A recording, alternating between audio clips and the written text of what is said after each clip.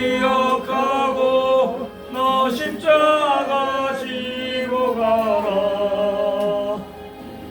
즐거운 마음으로 십자가 지고 가라. 내가 기쁘게 십자가 지고 가면 슬픈 마음이 위로받네. 내가 맡은 일 성실히 행할 때에 주님 앞에서 상 받으리. 주가 베푸신 은혜를 감사하며 너 십자가 지고 가라. 즐거운 마음으로 십자가 지고 가라. 내가 기쁘게 십자가 지고 가면 슬픈 마음이 위로받네.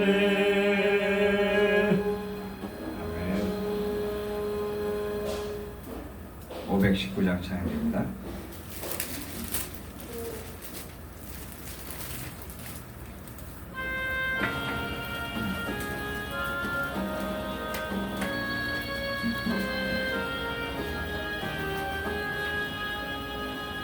십자가를 질 수 있나 주가 물어보실 때 죽기까지 따르리.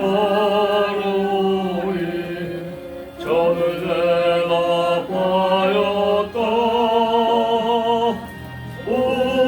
우리의 심령 주의 보시니 당신의 영상 만드소서.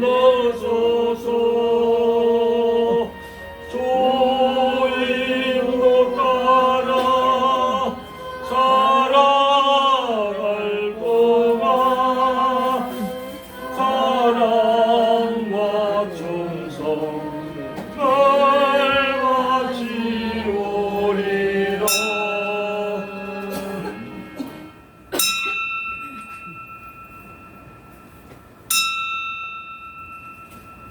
다 같이 찬송가 549장 부르시면서 예배 부르며 우리 한 목소리로 응답합니다. 549장.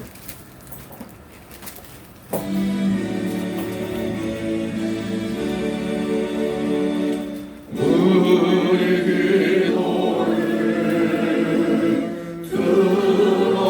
들어주시고 주는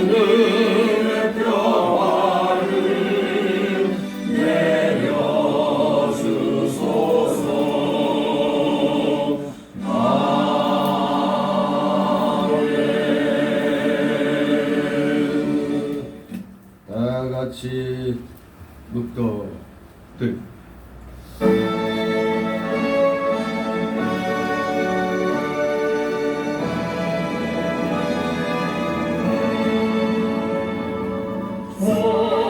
성부성자와 성령 찬송과 영광 돌려보낼세.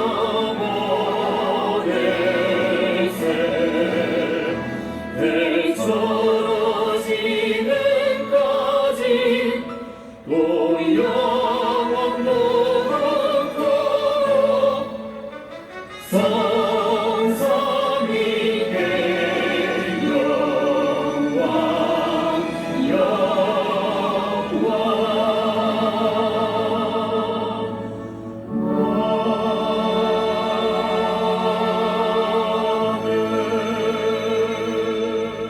여호와는 너를 지키시는 자라. 여호와께서 네 우편에서 네 그늘이 되시나니 낮의 해가 너를 상치 아니하며 밤의 달도 너를 해치 아니하리로다. 여호와께서 너를 지켜 모든 환난을 명쾌하시며 또 내 영혼을 지키시리로다. 여호와께서 너의 출입을 지금부터 영원까지 지키시리로다. 아멘. 다 같이 일어나서 찬송가 547장 하나님 앞에 올립니다. 547.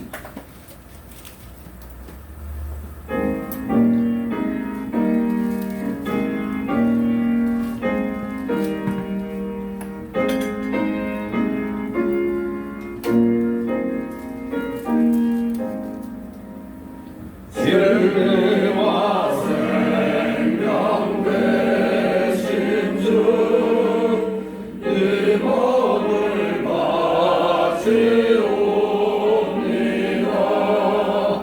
믿음과 소망 사랑에 한 마음 되게 하소서.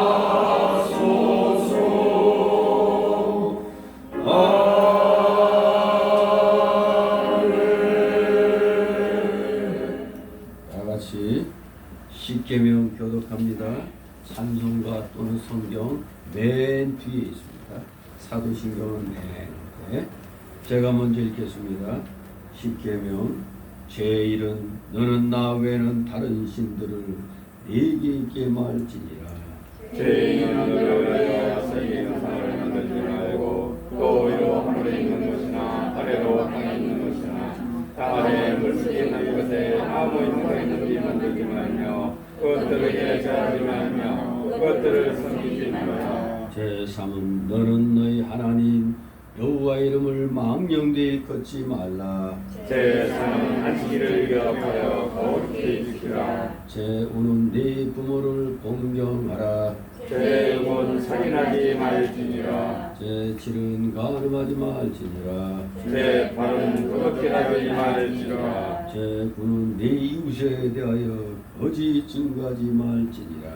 제10은 내 이웃의 집을 방해하지 말지니라. 아멘.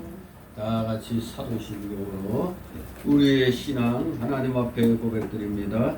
전능하사 천지를 만드신 하나님 아버지를 내가 믿사오며 그 외아들 우리 주 예수 그리스도를 믿사오니 이는 성령으로 잉태하사 동정녀 마리아에게 나시고 본디오 빌라도에게 고난을 받으사 십자가에 못 박혀 죽으시고 장사한 지 사흘 만에 죽은 자 가운데서 다시 살아나시며 하늘로서 전능하신 하나님 우편에 앉아 계시다. 저리로서 사한 자와 죽은 자를 심판하러 오시리라. 성령을 믿사오며 거룩한 공예와 성도가 서로 교통하는 것과 죄를 사하여 주시는 것과 몸이 다시 사는 것과 영원히 사는 것을 믿사옵나이다. 아멘. 다 같이 찬송가 1장 하나님 앞에 올립니다. 찬송가 1장 찬송입니다.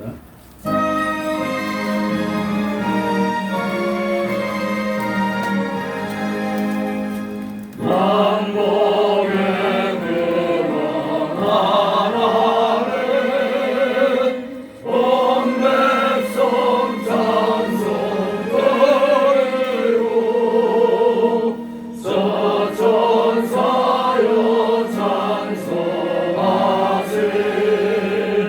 찬송 성부 성자 성령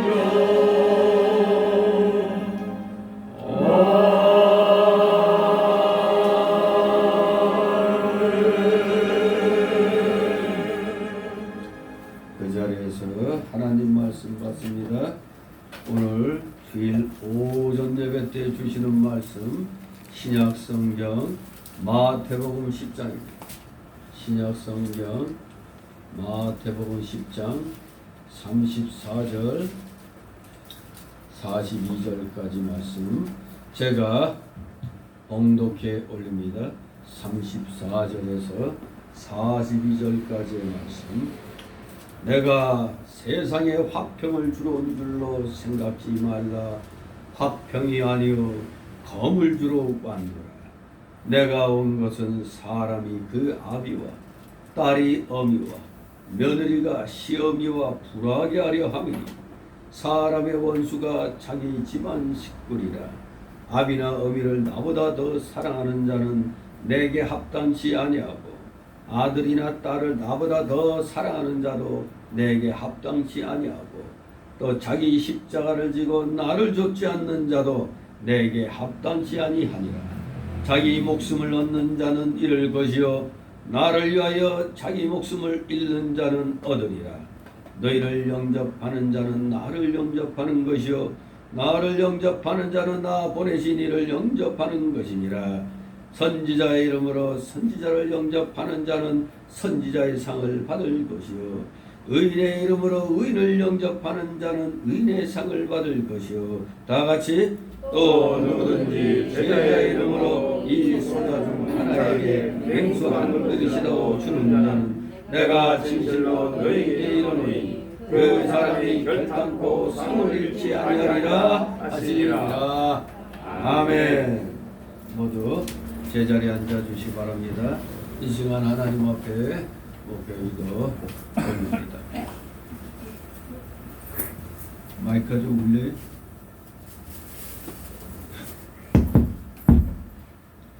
기도드립니다. 거룩하신 하나님 아버지, 언제나 주님의 사랑하시는 자녀들을 향하여 생명의 말씀을 주시고 또 이 세상을 향하여 하나님께서 맡겨주신 그 사명을 그 책임을 다하도록 늘 말씀으로 성령으로 일깨워 주시니 아버지 감사를 드리옵나이다. 오늘 귀한 주의 날을 맞이하여 사랑하시는 자녀들에게 세상 일 일단 접어두고 온전히 하나님 나라와 의를 먼저 구하는 그 심령으로 이렇게 원근박처해서 갈급한 심령으로 가난한 마음으로 주님 앞에 이렇게 나와 경배를 드리게 하시니 이들의 찬송과 전기와 감사와 영광 주님 홀로 받으시옵소서. 감사드립니다. 진실로 구원받은 저희들의 입술은 입을 열면 감사가 나오고 하나님을 찬송하는 찬송 소리만 나오기를 소망합니다. 이것이 구원받은 주의 자녀들의 하나님 나라 백성들의 온전한 기본 자세인 줄 믿습니다. 우리가 이렇게 구원을 받아 그야말로 천국에서의 영생 복락을 안전하게 약속을 받았는데도 어찌하여 우리는 오늘날 자꾸 이 세상이 좋사오니 하고 천국은 아주 먼 훗날의 얘기고 지금 당장 이곳이 좋사오니 하며 이 지상에서의 삶을 지금 최고로 삼고 살아가고 있는지 심히 염려가 됩니다. 구원받은 성도들도 이러한 거센 물결 속에 다 휩쓸려 가는 것 같습니다. 우리 대한민국의 기독교인들, 이 나라가 기독교 입국론으로 건국됐는데도 불구하고 아직도 전 인구의 4분의 1 정도 이렇게 주님의 자녀로서 등록은 되어 있지만 환난의 날을 맞이하여 과연 얼마만큼 진정한 알곡 신자들이 진정한 하나님의 자녀들로 드러나게 되는지 심히 염려가 됩니다. 오늘날 코로나를 이용한 정치 방역을 하는 악한 이 주사파 정권의 이 인간들로 인하여 오늘날 많은 국민들이 그야말로 생활의 도탄에 빠진 그런 생활을 하고 있습니다. 앞날이 불투명한 불안한 삶을 살고 있습니다. 특히 우리 기독교인은 하나님 앞에 모든 일의 우선순위가 예배 드리는 것으로 시작이 되는데 예배를 방해합니다. 세상에서의 모든 일들은 적당히 이렇게 통제하여 나가면서 유독 우리 기독교에 대해서 예배 인원을 아주 강력하게 지금 통제하고 있습니다. 오늘도 구청 직원이 와서 또 우리 교회의 인원을 체크하고 10%밖에 안 된다는 듯 참으로 어이없는 말을 오늘 또 듣고 있습니다. 어찌하여 세상 일 하는 데는 북적북적대도 다 지나가면서 어지 예배당에서 예배드리는데 어지 인원이 10명도 안 되고 20명도 안 되고 1000명이나 되는 그런 대교회도 99명까지밖에 안 된다니, 천하에 이런 악당들이 어디 있나이까. 정권 말기가 돼가니 마지막 발악을 하는 것 같습니다. 우리 기독교인들이, 특히 목회자들이 이러한 일에 대항하여 이렇게 예배 회복을 위한 그런 모임으로 예자연을 만들어 지금 소송전을 벌이고 있는데, 여전히 이 정권은 우리 기독교에 대해서는 모진 잣대를 들이대고 그야말로 또 이번에는 백신 패스라는 희한한 또 이런 법까지 발의하려고 하고 있습니다. 마치 666 시대가 앞당겨져 오는 듯한 그런 느낌을 받게 됩니다. 선진국에서는 이제 백신은 맞고 안 맞고는 개인의 그 선택에 달린 걸로 하고, 또 강제적으로 하게 되면 국민들이 지금 들고 일어나 참으로 엄청난 소동이 지금 각 나라마다 일어나고 있는데, 이 나라에서는 국민들에겐 티끌만큼도 선택의 여지가 없이 무조건 맞으라고 합니다. 그러면서 말꼬리를 꼭 맞으라는 건 아니지만 하고 이렇게 돌립니다. 이들도 법은 알고 있는데, 헌법은 알고 있는데 이걸 교묘하게 지금 정치의 그 영역 속에 자신들의 정권 연장을 위하여 아주 교묘하게 지금 활용하고 있습니다. 우리 기독교인들은 절대 이런 악랄한 수법에 넘어가면 안 되고, 특히 흔들리면 아니 되는 줄 압니다. 예배당에서 예배 안 드리면 코로나 안 걸리는 것인지, 본인들은 발걸음 닿는 대로 별의별 것 다 다니는데 예배당에만 이렇게 모이면 안 되는지 참으로 안타깝습니다. 어찌하여 이 나라가 이런 지경이 되었는지, 이것은 하나님의 진노의 그런 하나의 한 방책인 줄 압니다. 진노의 그 형벌의 하나로서 이 대한민국에 임한 것인 줄 압니다. 우리 기독교인들이 그동안 하나님의 은혜를 다 잊어버리고 그저 내 잘난 대로 내가 잘해가지고 교회들이 잘 성장한 줄로 착각하는 것 같습니다. 그렇게 성경적으로 잘 성장했다면 왜 환난의 날에 제대로 목소리 하나 내지 아니하고 세상에 마디는 소금이 되어 밟히고 있는지 심히 안타깝습니다. 오늘 주님 전에 이렇게 주일이라고 예배드리러 나온 우리 사랑하시는 자녀들, 이들 한 사람 한 사람 아버지 기억하여 주시옵소서. 항상 모범적으로 바르게 행하는 자들에게만 항상 잔소리가 행해지는 것 같이 들릴 수도 있습니다. 그러나 그러한 잔소리는 교회를 떠나고 세상을 쫓아간 자들에게 해당되는 말입니다. 우리 열심을 다하여 주님 앞에 나와 예배드리는 자녀들은 너무너무 귀한 하나님의 자녀들입니다. 귀한 일꾼들입니다.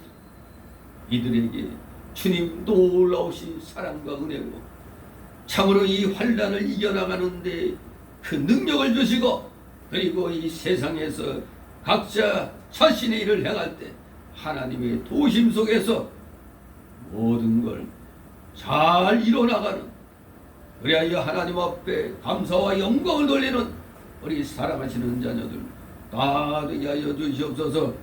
진실로 진실로 사랑하시는 자녀들, 악한 현실에 과감하게 맞서 싸우기를 소망합니다. 오늘 주시는 말씀 속에서도 주님께서는 이 땅에 화평이 아니라 검을 주러 왔다고 했습니다. 검을 주러 왔다고 했습니다. 검을 받아서 악의 무리와 잘 싸우는 자에게는 또 상급이 예정되어 있다는 것을 우리에게 가르쳐주고 있습니다. 사랑하시는 자녀들, 예수님이 검을 주러 왔는데 우리는 이 검이 바로 말씀의 검, 능력의 검, 성령 충만의 검인 걸 알기에 우리 예배를 그 무엇보다도 하나님 앞에 바로 드려야 말씀의 검이 이 성령 충만함의 검이 잘 다듬어지게 되는 줄 압니다. 그리하면 힘을 얻었으면 악의 무리와 우는 사자처럼 생기 것을 찾아 덤벼드는 저 마귀의 세력을 우리는 맞서 싸워 물리쳐야만 되는 줄 압니다. 사랑하시는 자녀들에게 마귀 세력을 물리칠 수 있는 지혜와 청명과 명철과 능력을 허락하여 주시옵소서. 감사드립니다. 사랑하시는 자녀들, 이 세상의 흐름을 분명히 성경적으로 잘 보고 깨닫고 그리하여 말씀으로 잘 준비함으로 어떠한 상황에서도 흔들리지 아니하는 진정한 믿음의 일꾼들, 하나님의 자녀들 다 되게 하여 주시옵소서. 오늘도 우리 사랑하시는 자녀들 여러 가지 사연들 주님 앞에 갖고 나온 줄 압니다.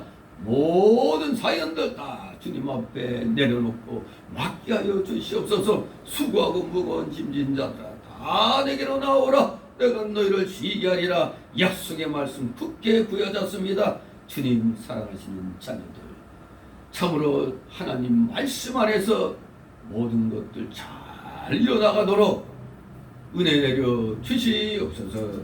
감사드립니다. 부족한 자 이제 말씀을 증거하오니 저희 입술과 영을 주권 주장하여 주셔서 온전하신 진리만이 우리 성도들의 마음판에 새겨짐으로 진정한 말씀의 검을 갈고 닦을 수 있는 우리 사랑하시는 자녀들 도와주게 하여 주시옵소서. 피곤한 중에 나와서오니 조rum마귀 틈 못하게 하여 주옵시고 각종 잡념의 마귀 다 내쫓아 주시옵소서. 마치는 시간까지 오직 주님께서만이 영광 홀로 받으시옵소서. 예수 그리스도의 이름으로 감사드리며 기도드리옵나이다. 아멘. 다같이 찬송가 204장 찬송가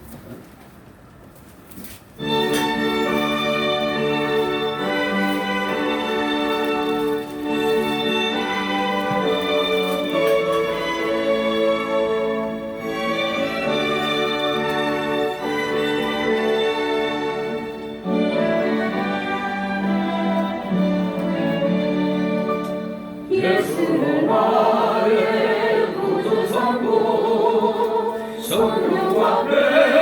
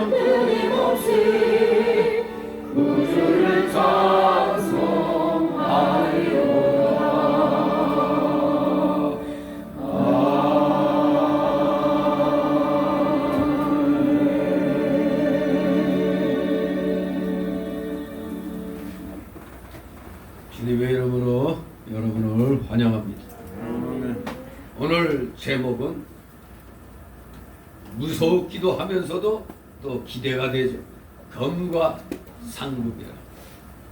검 하면은 좀 점잖은 표현 같고 칼과 상, 칼과 상이다. 예. 우리가 이 내용은 예전에도 검을 주러 왔노라는 제목으로 몇 번 한 적이 있죠. 그런데 또 시간이 흐르면 다시 또 무뎌지는 게 우리의 그 모습입니다. 오늘 다시 한번 주님이 우리에게 분명히 칼을 주셨다는 것. 그런데 그 칼은 그냥 칼이 아니고 싸워 이기는 자에게는 하나님의 상급이 약속되어 있다는 것을 오늘 본문이 우리에게 깨닫게 해주고 있습니다. 그래서 오늘 이 내용은 칼과 상, 검과 상급, 바로 첫 번째 단락이 34절에서 39절까지로 제자직의 그 중요성, 제자직의 중요성으로 검을 주러 오신 예수님, 검을 주러 오신 예수님이라는 그 제목으로 첫 번째 단락 살펴보고, 두 번째 단락으로 40절, 42절로 영접자의 상급, 주님을 영접하는 자에게는 상급이 있다는 겁니다. 상급을 선물로 주시겠다는 예수님. 자, 상급을 선물로 주신다는 예수님. 이렇게 두 번째 단락은 그런 제목으로 오늘 살펴봅니다. 검을 주러 오신 예수님. 바로 제자직이 얼마나 중요하면은 칼을 주러 왔겠습니까? 바로 이 내용 34절 39절 화평이 아니라 분쟁을 말하고 있는 이 34절, 가족의 화목이 아니라 분열을 칭찬하는 35절에서 37절 말씀, 또 평안이 아니라 고통을 강조하는 38절 말씀, 생명이 아니라 죽음을 높이는 39절 이 말씀도, 이 처음 예수 믿는 사람들은 예수님은 사랑이라 평화다 샬롬 이랬는데, 성경을 잘 배우지 않은 상태에서 오늘 이 구절을 보면 아니 이거 듣던 거하고 다른데, 성경의 일반 진리와 지금 모순되는 것처럼 보이잖아요. 분명히 모순되죠. 분명히 그렇게 보입니다. 초신자들은 당연히 고개를 갸웃갸웃하게 되죠. 기독교는 사랑의 종교라고 그랬는데, 평화의 종교라고 그랬는데, 그래서 저 자유주의자들의 모임인 한국기독교장로회 저 기장 측은 맨날 입만 열면 뭘 외쳐요? 평화, 평화, 평화 통일. 붉은 마수들이, 붉은 무들이 모여갖고 나라를 박살내려고 하는데도 그저 평화, 우리 민족끼리 평화 이것만 외치고 있습니다. 그래서 제가 전에도 얘기했죠. 공산주의자들, 저 북한의 김일성이가 한 얘기가 뭐라고요? 거짓말도 100번 하면 진실이 된다. 민주주의가 망할 때까지 민주주의를 외치라고. 이러니 이들은 아마 화평이 깨질 때까지 화평을 외치라고 하는 그런 주의를 오늘날에도 지금 하고 있죠. 그래서 어떻게 보면은 이 공산주의자들의 요거 34절 39절 보면은 그래요. 이 세상은 어차피 싸워야 되는 세상이야.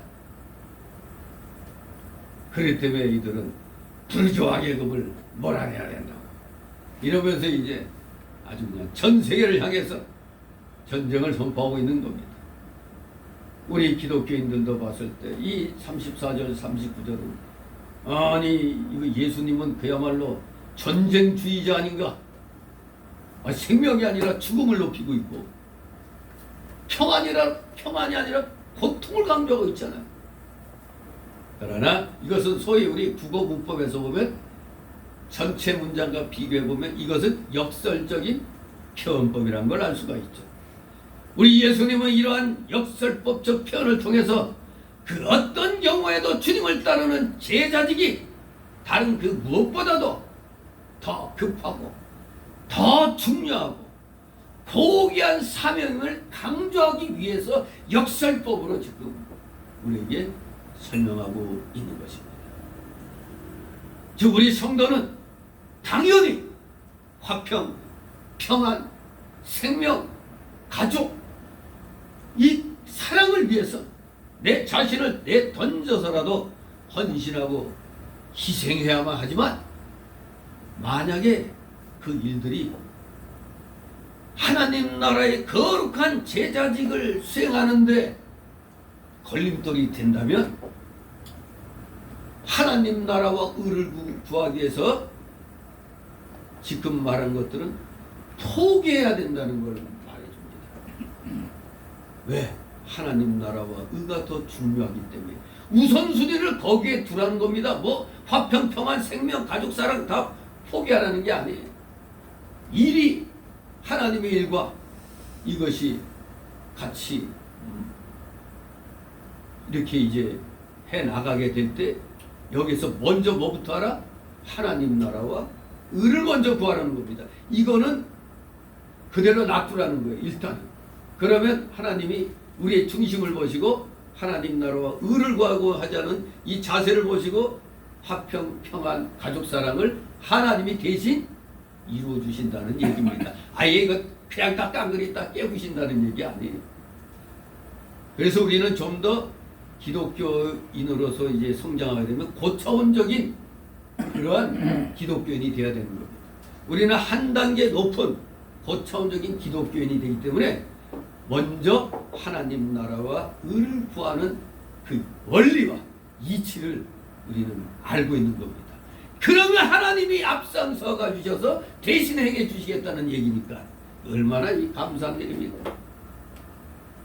바로 이렇게 역설법적으로 표현한 것은 예수님은 절대절명의 상황을 지금 제시하고 있는 겁니다. 이런 일이 좀처럼 우리 살아생전에 잘 안 와요.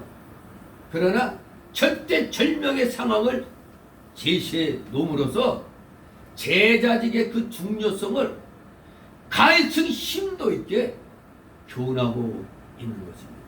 제자직의 중요성.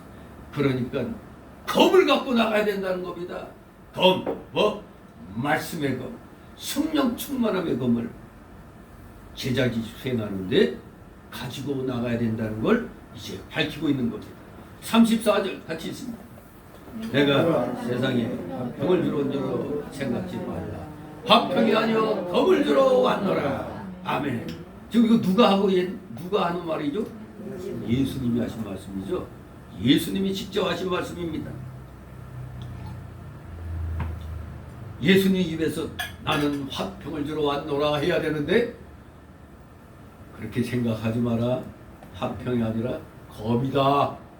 검을 주러 왔다고. 너희들에게 검을 앵겨주러 왔다고 말씀하고 있는 것입니다. 원래 이 검, 이 칼은 전쟁, 분쟁을 가리키죠. 오늘날로 버전으로 말하면 총이죠. 총, 전쟁, 분쟁을 가리키는 겁니다. 분명히 예수님이 직접 우리에게 나 세상에 화평 주러 온 것이 아니라 검을 주러 왔다 이렇게 말씀하셨습니다. 그렇습니다. 이것은 다른 게 아닙니다.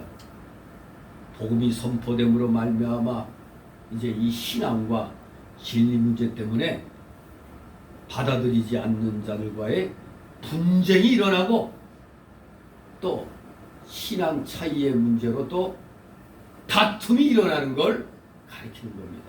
즉 예수님은 내 복음이 선포되는 곳에는 분쟁과 다툼이 일어나게 되어 있다는 겁니다. 자연스러운 일입니다. 전혀 이상한 게 아닙니다. 진리를 바로 깨닫고 그 진리를 붙들고 나가면 당연히 그 진리를 깨닫지 못한 사람이 반대를 하게 되어 있습니다. 마치 장사할 때 1 더하기 1하고 이런 2라는 사람하고 1 더하기 1은 3이라는 사람하고 같이 장사하면은 맨날 싸움 나겠죠. 이득 분배를 해야 되는데 맨날 틀리니까. 이게 같은 동일한 진리가 동일한 숫자 개념을 갖고 있어야 같이 장사를 할 수가 있잖아요. 마찬가지입니다. 진리 문제도 같은 진리로 이 믿음의 이 생각이 같아야 돼요. 안 그러면 같이 예수 믿는다고 하면서도 분쟁이 일어나고 싸움을 하게 되는 겁니다.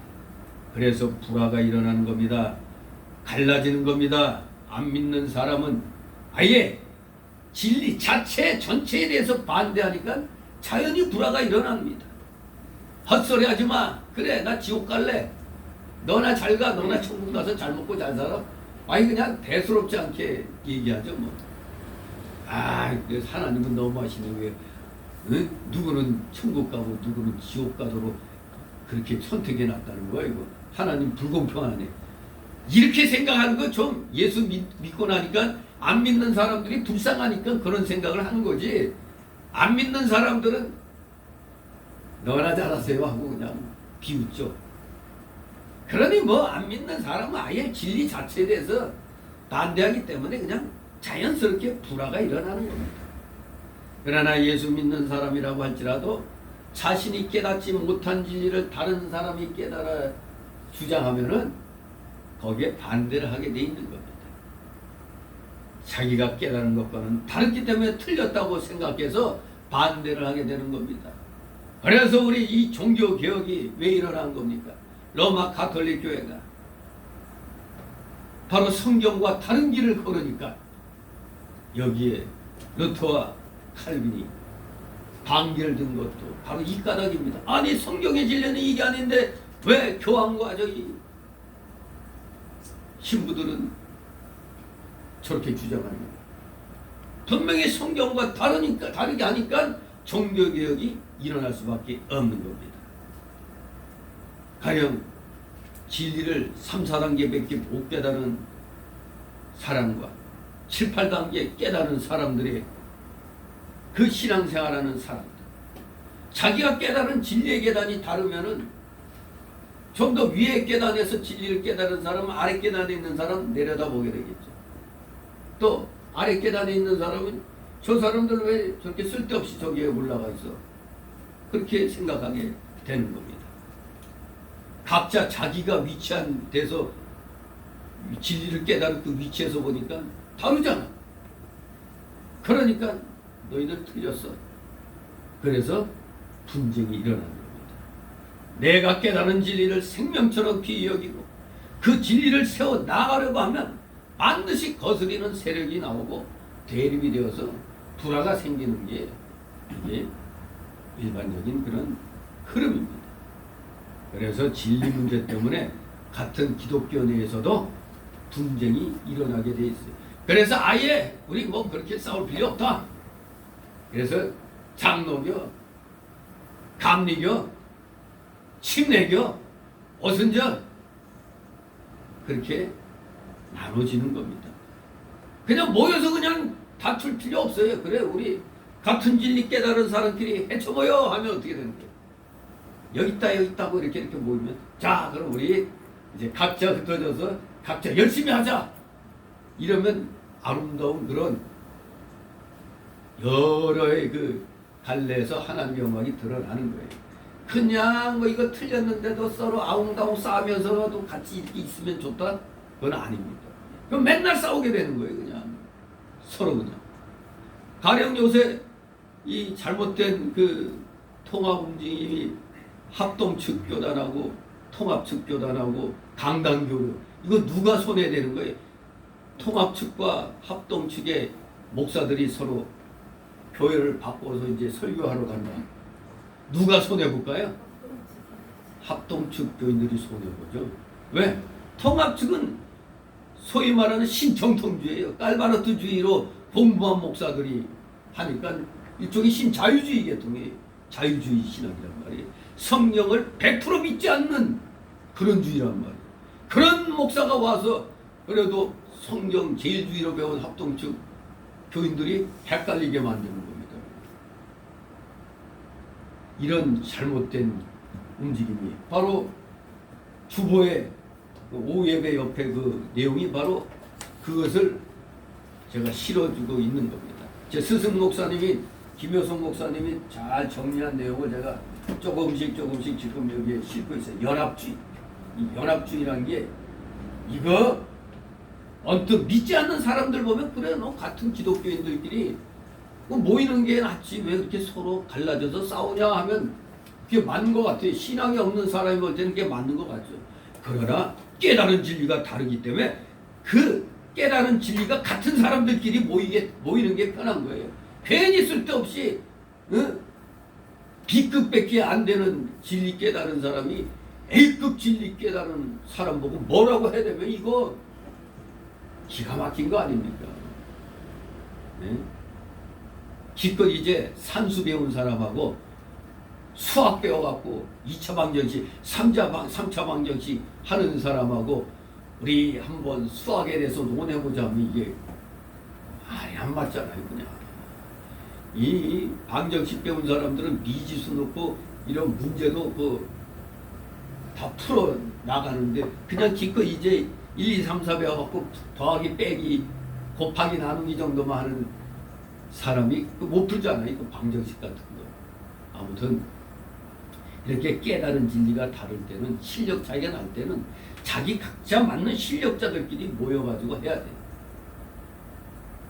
지금 합동측은 엄청난 지금 완전히 합동측은 이제 망가졌죠. 이상한 자가 총회장 돼갖고 완전히 소 삶은 대가리하고 짝짝꿍 하는 건지 뭔지 하여간에 완전히 기독교가 아첨 세력이 돼가지고 정말로 많은 목회자와 성도들의 마음을 아주 그냥 상하게 하고 있습니다. 아무튼 이렇게 진리 문제 때문에 갈라지는 거지 이걸 가지고 안 믿는 사람들처럼 우리 기독교인들이 서로 욕하면 안 돼요. 어차피 깨달은 진리가 다르면 흩어져서 각자 그 영역에서 하나님께 영광 돌리는 거 나름대로 최선 다하면 되는 겁니다. 서로 싸울 필요 없어요. 그런데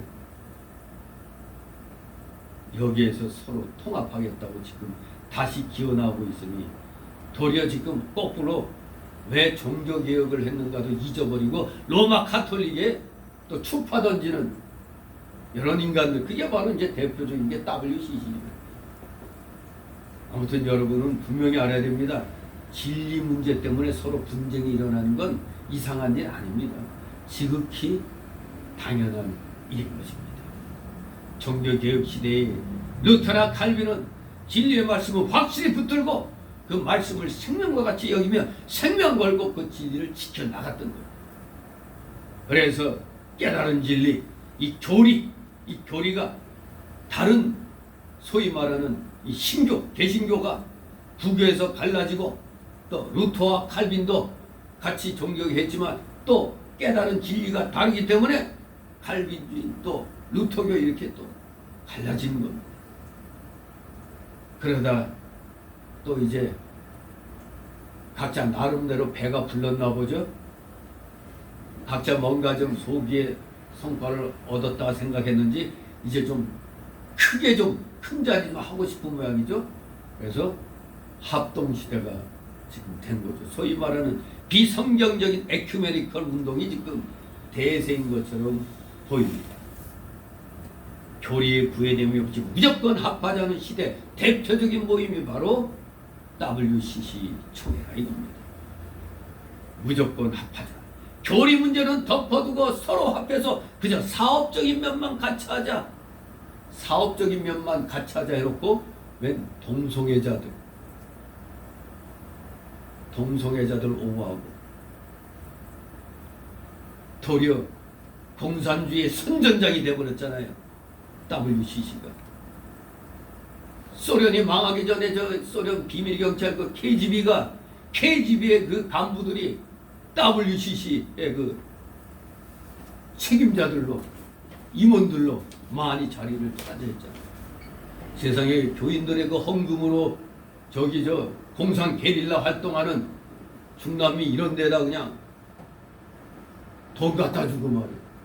공산주의 운동하는데 돈 갖다 주고. 이게 바로 WCC의 그 정체인 겁니다.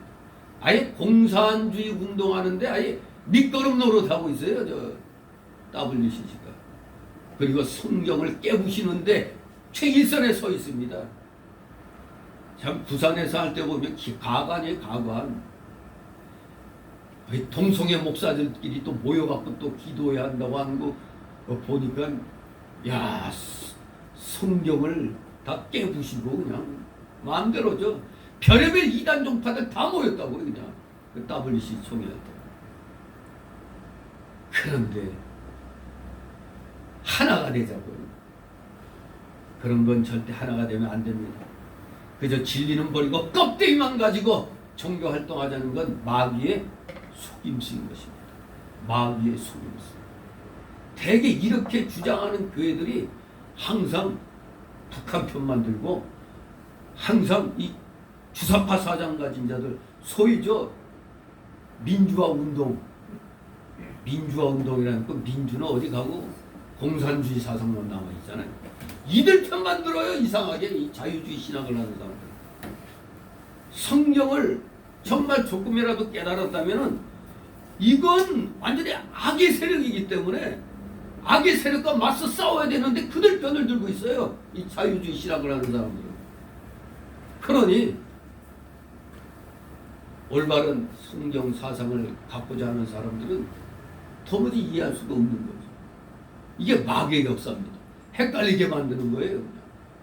아, 너도 옳고 나도 옳아. 뭐 이런 식으로 누이 좋고 매우 좋고 뭐 도랑치고 가재 잡고 이런 식이요. 그냥 껍데기만 가지고 그냥 종교 활동하자. 이게 오늘날의 그 비에크네미컬, 비성경적 연합운동하고 있는 그런 오늘날의 그 모습인 것입니다. 그러니 우리 주님이 지금 역시 하나님이시죠. 그러니까 검을 주러 왔다고 하잖아요. 검을 주러 왔다. 올바른 진리를 선포하는 것에는 항상 이 가짜들 때문에 분쟁이 일어나게 되어 있다는 얘기입니다.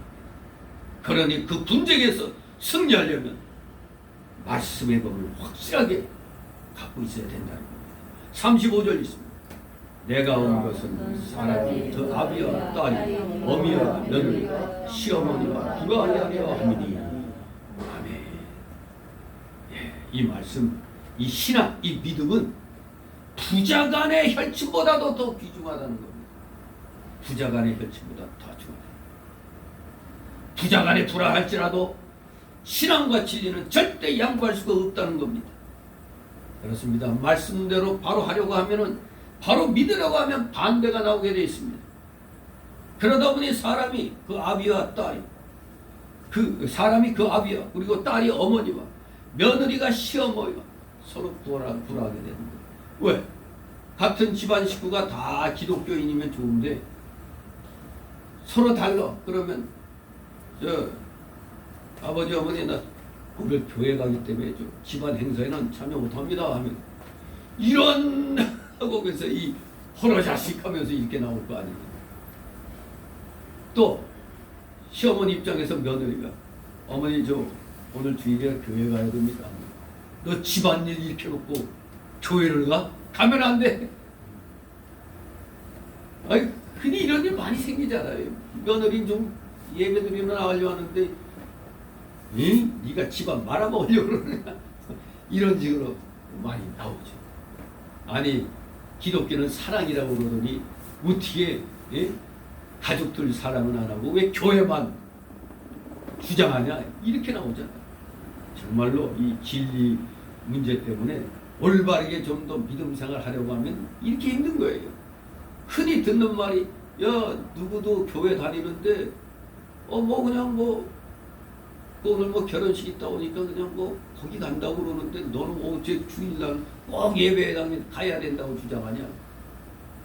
내가 아는 다른 기독교인들도 뭐 다 뭐 자기 그거 할 걸 하면서 하던데 이러면서 그냥 염장을 지르죠. 아무튼 이게 문제예요. 믿음 생활 바로 하는 자들은 적당히 하는 자들 때문에 더 욕을 먹는 거예요. 안 믿는 사람 입장에서는 적당히 하는 사람이 인격자같이 보이잖아요. 그 사람이 맞는 것처럼 보이잖아요. 그래, 그런 융통성이 있어야지. 그게 사랑이야. 뭐 이렇게 나가죠. 그렇습니다. 말씀대로 바로 믿으려고 하면 반대가 나온다는 것이 바로 이 35절의 말씀입니다. 그래서 36절 있습니다. 사람의 원수가 자기 집안 식구리라. 아멘. 네. 아니 집안을 화목하게 만들고 복받게 하려고 믿음 생활하는 건데, 아니 이게 왜 뚱딴지같이 집안 식구가 원수가 된다고. 아니 나 이런 거 같으면 교회 안 나가는 사람들 많죠. 조금 나가다가 이제 이런 말씀이 나오면 어휴 이거 아닌데, 집안을 더 화목하게 만들려고 교회 나가는 건데 이러면 곤란하지 하면서 안 나오는, 중단하는 사람도 있어요. 사실 이 성경 말씀을 한두 군데만 이제 좀 배우고 다른 것을 안 배우면은 그렇게 오해가 될 수도 있어요. 아니 집안 식구가 원수라니 이게 뭔 소리야? 기독교는 이게 아니라는데 이렇게라고 한단 말이에요. 그렇습니다. 왜 이렇게 됩니까? 집안 식구가 원수되는 것은 신앙을 반대하고 진리에서 나은 것을 반대하니까 원수가 되는 겁니다. 양보할 수가 없는 일이 이렇게 믿음 생활하다 보면 생겨나니까 이런 분란이 일어나는 겁니다. 집안 식구 중에서 진리를 양보하라고 강요할 때 성도가 그것을 양보하지 않으니까 미워하고 원수가 되는 겁니다. 대개 남녀간에도 결혼 전에는 결혼만 하면 남편이든 아내든 믿는 사람 편에 서서 믿는 아내라면 믿지 않는 남편 결혼할 때 뭐라고 조건이 뭐예요? 예수 믿고 교회 다니고. 그러면 뭐 다 그렇게 하겠다고 하죠. 근데 막상 또 이렇게 결혼하고 나면 또 마음이 바뀌죠. 소위 그걸 뭐라 그래? 화장실 갈 때 하고 나올 때가 다르다고. 또 반대로 잘 믿는 남편, 안 믿는 아내. 그러다가 아내가 남편 신앙 따라간다고 이렇게 해서 이제 결혼을 했는데, 결혼하고 나니까 엉뚱하게 믿음 생활 잘하던 남편이 도리어 믿음이 약해져. 그 여자가 강한 모양이죠. 믿음이 도리어 약해져 갖고 믿지 않는 아내를 전도하긴커녕 자기가 도리어 그냥 믿음이 망가지는 그런 경우가 또 많이 보이더라고. 아무튼 이거 양보할 걸 양보해야지, 이 신앙은 양보하면 안 되는 겁니다. 이건 양보의 대상이 아니기 때문에 그래. 그러니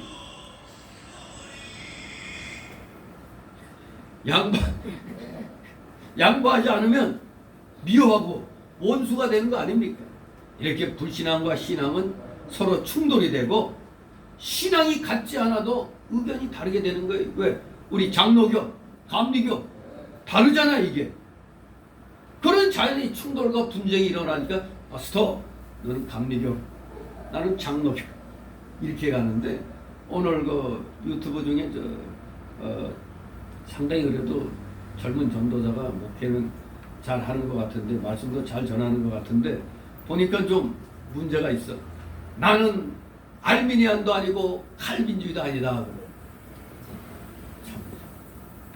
오직 그러면서 말씀 중심이다. 이건 마치 우리 안 목사님이 자주 그렇게 얘기하는 것 같지. 개혁주의도 아니고 나는 오직 성경 중심주의다 그러는데, 칼빈주의가 성경 중심주의인데 말씀 중심인데 뭐 나는 칼빈도 아니고 알미니안도 아니고. 참 답답한 일이죠 이게. 그 청년도 그런대로 뭐 보수신앙은 배우긴 배우는 것 같은데 아까 싸울 줄 알고 그런 건 좋은데, 아니 알미니안도 아니고 칼빈도 아니다, 칼빈주의도 아니다. 이게 참 이게 좀 제대로 조직신학을 안 배운 사람들이 이런 말 하는 거예요. 무슨 교리가 필요하냐, 이런 참 기가 막히게. 교리가 필요 없대. 말씀만 있으면 돼. 아니 교리가 그냥 사람이 생각으로 만들어낸 거예요.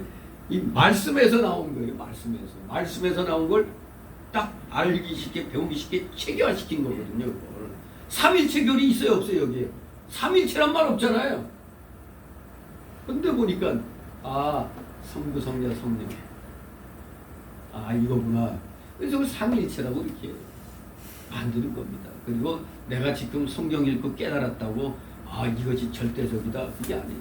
성경 전체 그 조직신학적으로 보고 거기에 맞아야 되는 겁니다. 그 교리가 그냥 그날 만들어진 게 아니에요. 많은 회의를 대회의를 거쳐갖고 교리로서 확정이 되는 거거든요.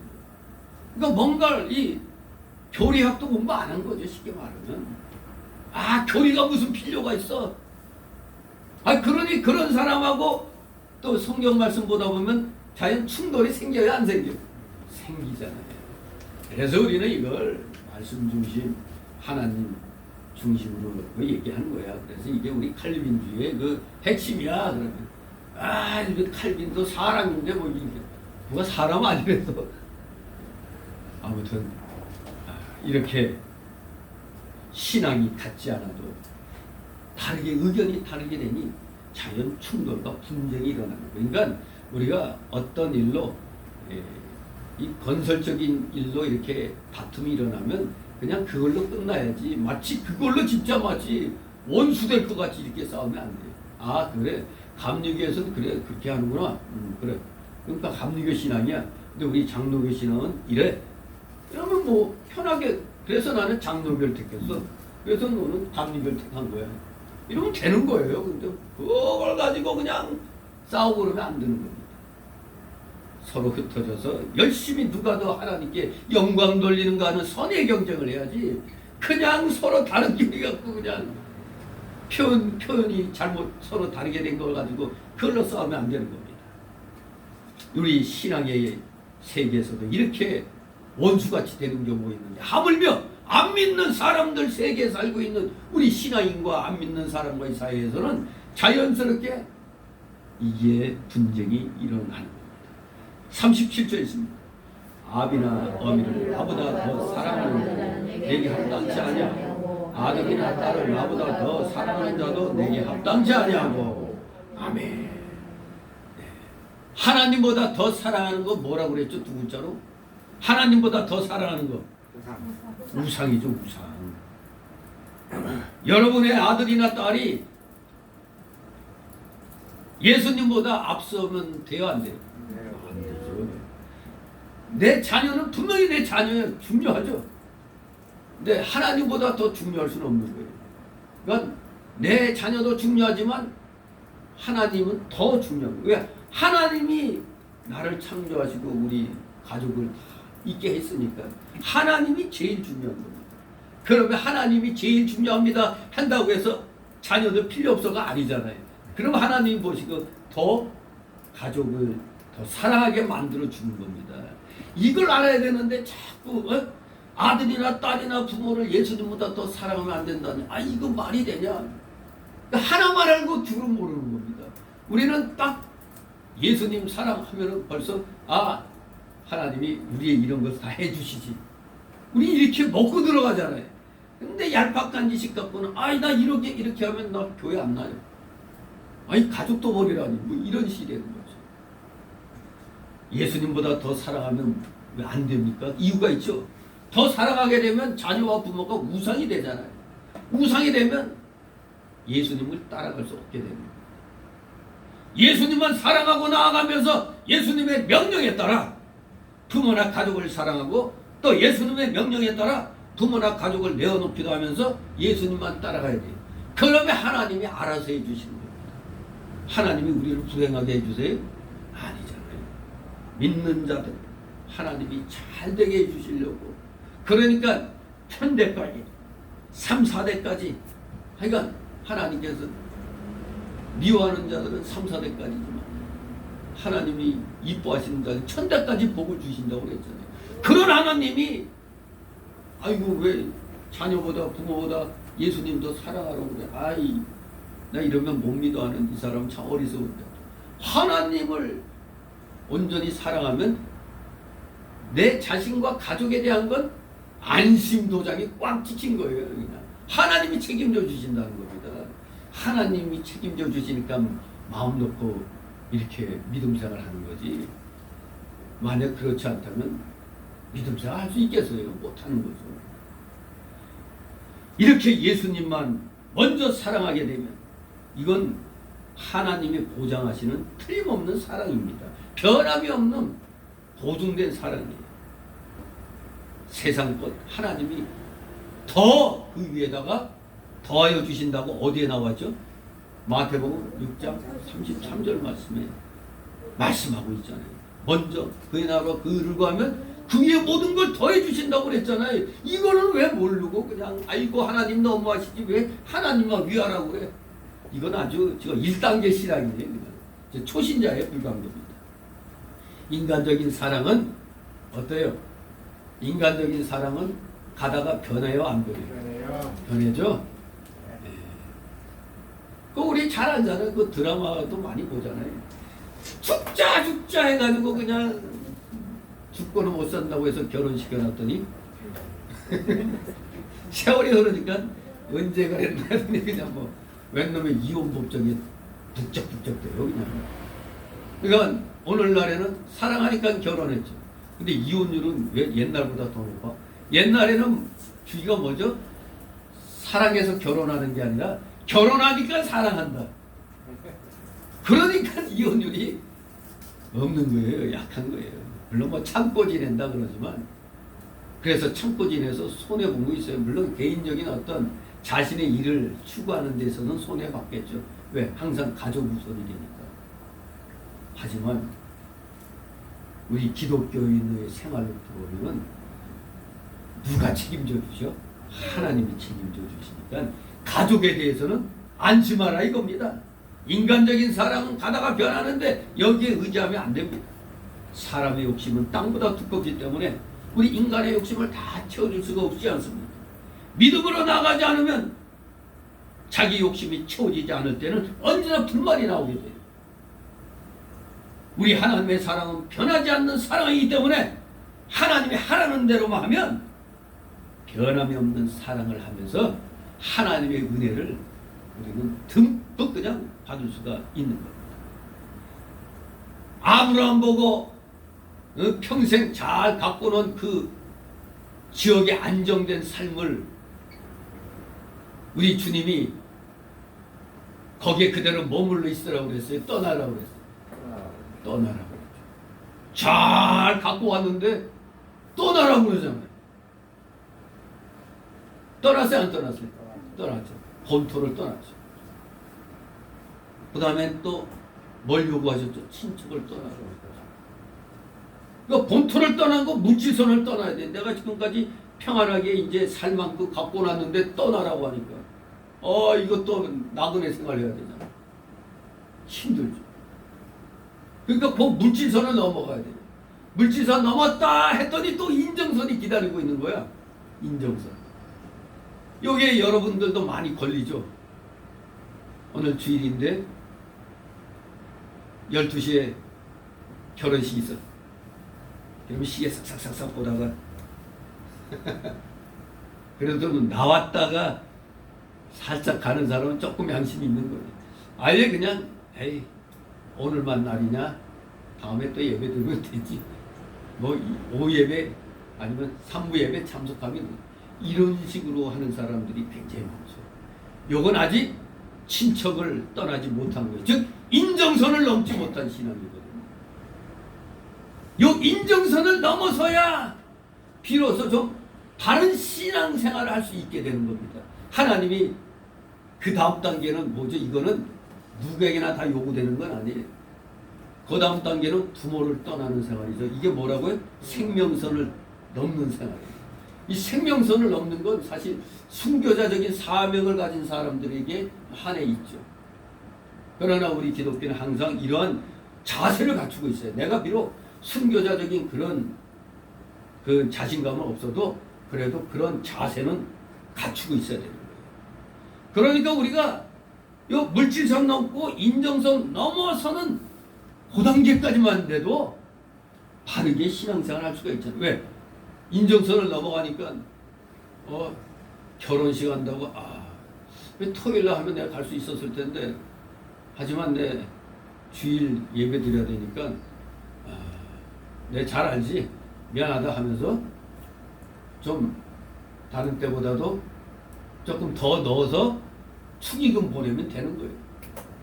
요새는 뭐 몸은 안 오고 축의금만 오면 좋죠. 왜?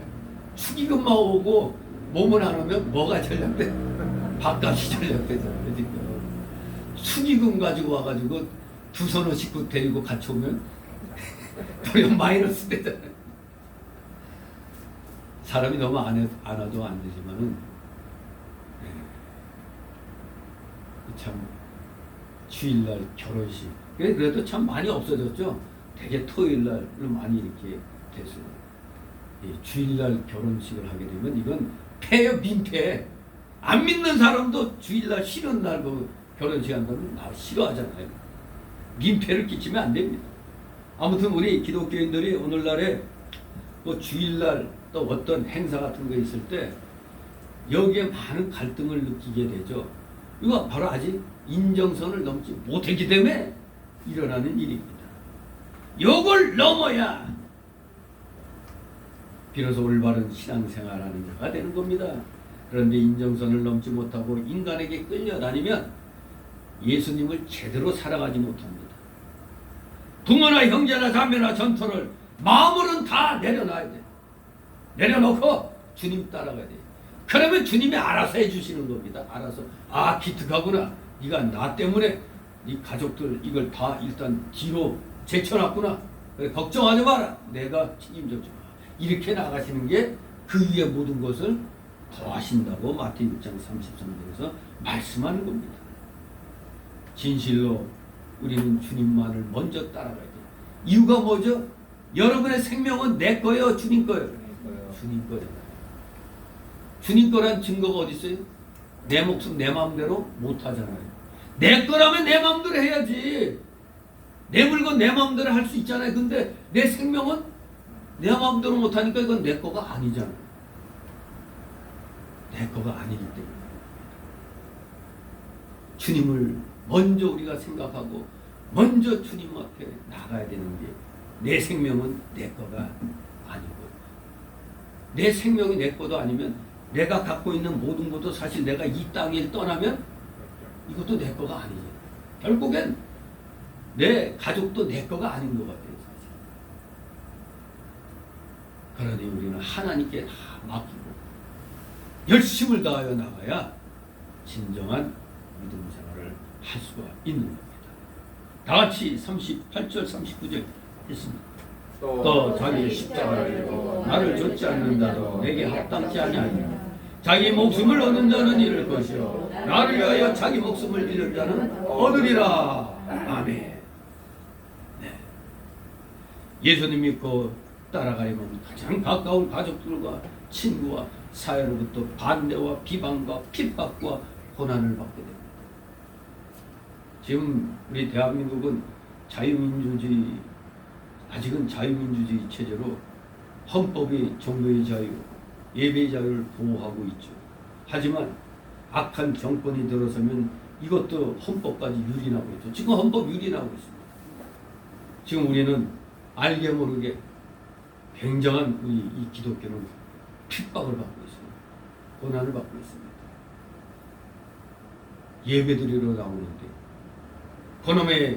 저놈들이 주장하는 바이러스는 지능지수가 높은가 보죠. 예배당에 나가? 야, 바이러스 총 걸기 위해서 일어나.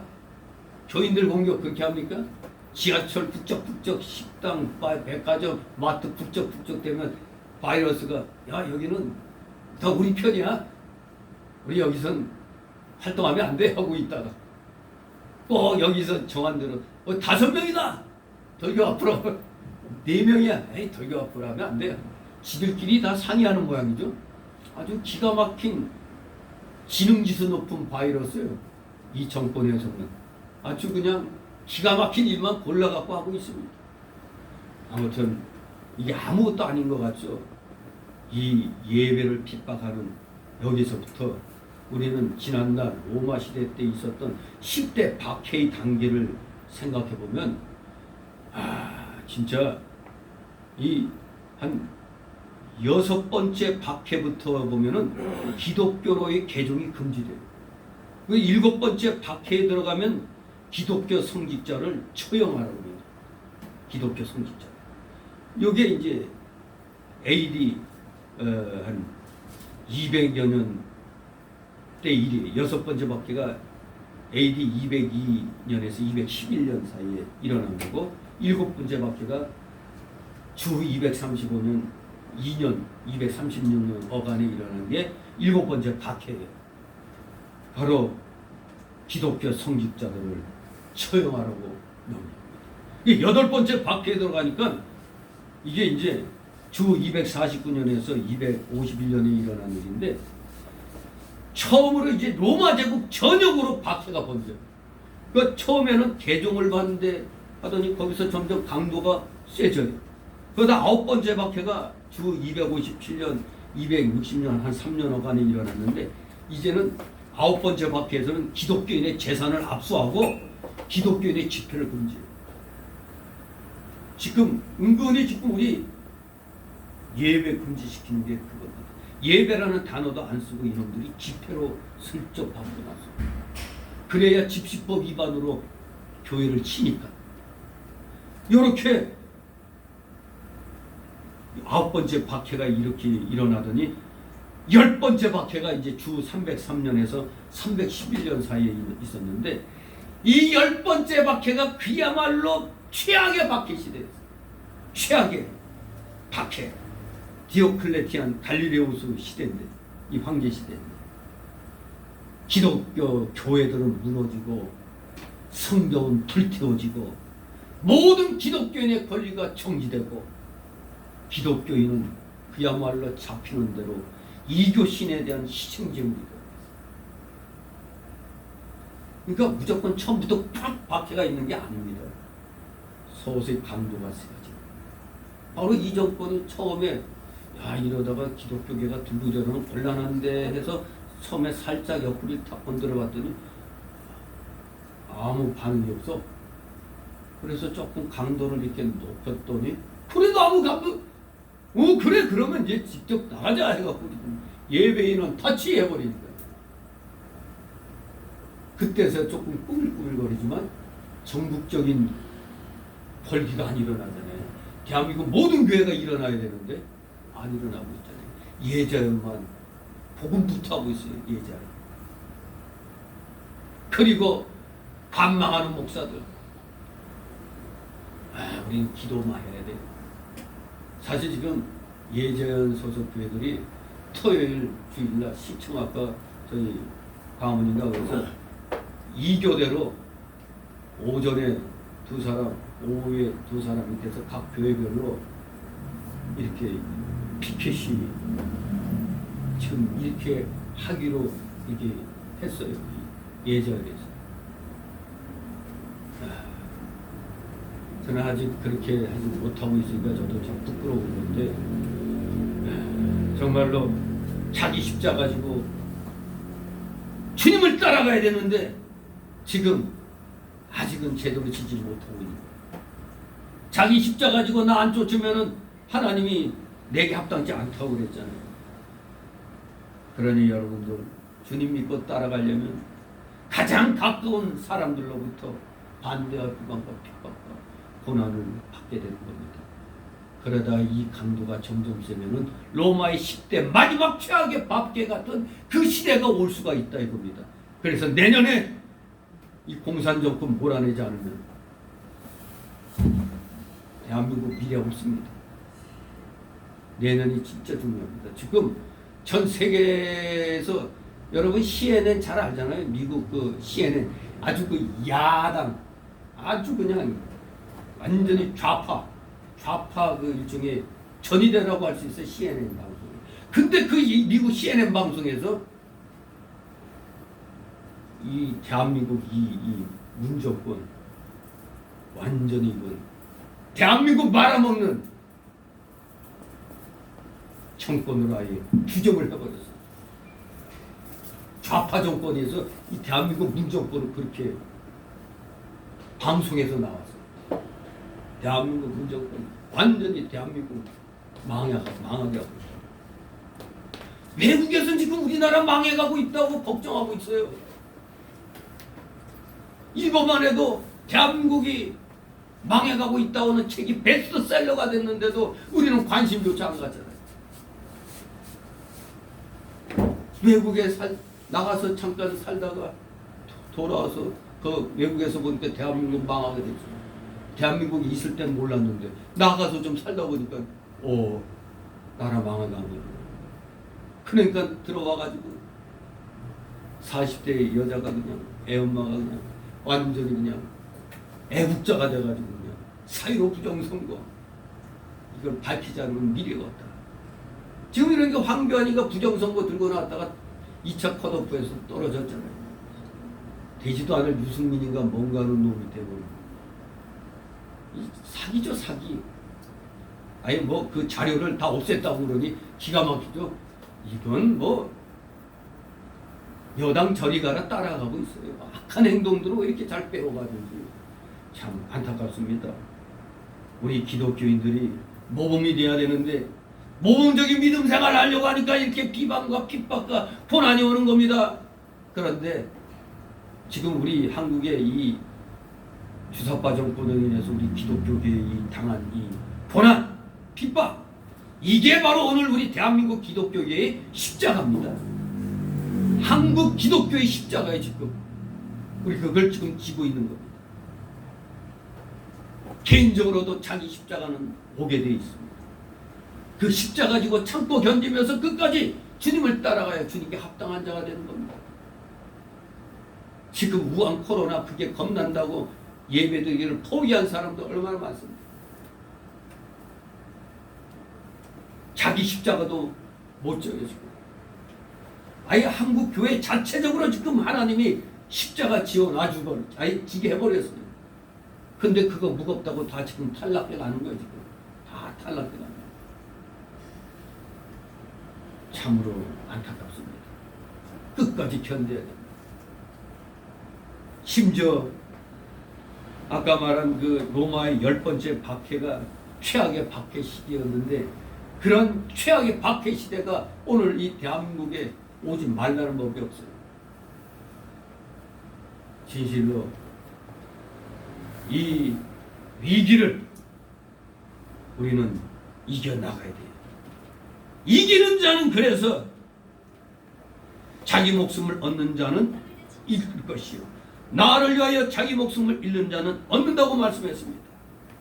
우리 신자에게는 목숨이 둘이 있어요. 여러분들에게는 목숨이 둘이 있습니다. 즉 육신의 목숨과 영의 목숨입니다. 주님과 진리를 위하여 육신의 목숨을 잃는 자는 영혼이 더욱 자라나서 새 생명으로 창성하여 나아가는 것입니다. 이것이 영원한 목숨을 얻는 것입니다. 여러분들 영원한 목숨이 좋습니까? 잠깐 이 세상에서 반짝이다가 사라지는 육신적 목숨이 좋습니다. 영원무궁 천국에서의 영원한 생명, 그 영원한 목숨, 그것을 우리는 추구해 나가야 됩니다. 그래서 오늘의 이 잠깐 오고 있는 이 시련 반드시 이겨내고 반드시 주님이 우리에게 말씀의 검을 주셨으니까 진리의 검을 우리가 받았으니까 진리에 어긋난 세력이 이 땅을 지배하도록 놔두면 안 되는 겁니다. 그런데도 돈 몇 푼 준다고 지금 알만한 사람 다 알아요. 성남시하고 경기도 일대는 거의 해방구라고 얘기해. 해방구. 이 죄명의 해방구. 북한에서는 아예 대놓고 차기 대통령으로 이재명이 될 것이다 이렇게 말하고 있어요. 세상에 최악의 당군 이래의 최악의 그 악한 일을 했는데 그들을 지지하는 국민은 어느 나라 국민이요? 도무지 이해 불가합니다. 이해 불가. 대한민국은 망하게 하는 자들이 이 정치권만이 아니라 그런 자들을 지지하는 돈 몇 푼의 표를 주권을 팔아버리는 그런 병신 같은 국민들이 이 땅에 30-40% 있다는 거죠. 인간도 아닙니다. 북한에 가서 살든가 중동에 가서 살든가 그래야 돼요. 그리고 우리는 배워야 돼요. 자유 중국을 배워야 돼. 대만, 타이완을 배워야 돼. 지금 왜 인천 차이나타운에서 아주 뒤집힐 일이 일어났다고 그래서 이게 뭔 소린가 했더니 세상에 인천 차이나타운에 그냥 차이나타운 그 하늘을 갖다 그냥 자유중국 깃발이 다 그냥 덮고 있더라고요. 지금 차이나타운 하면 저 중국 공산당 정권 하에 다 있는 걸로 알고 있었잖아요. 그런데 요번에 인천 차이나타운이 발칵 뒤집혔다 해서 이게 뭔 소린가 해서 유튜브 들어서 보니까 세상에 우리 교인들도 몇 번 갔었죠 거기.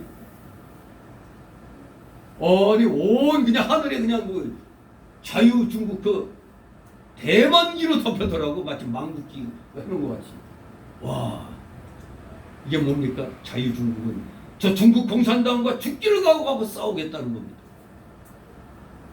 그래서 미국, 영국, 일본, 호주, 캐나다, 인도 이 함대들이 남진하에서 지금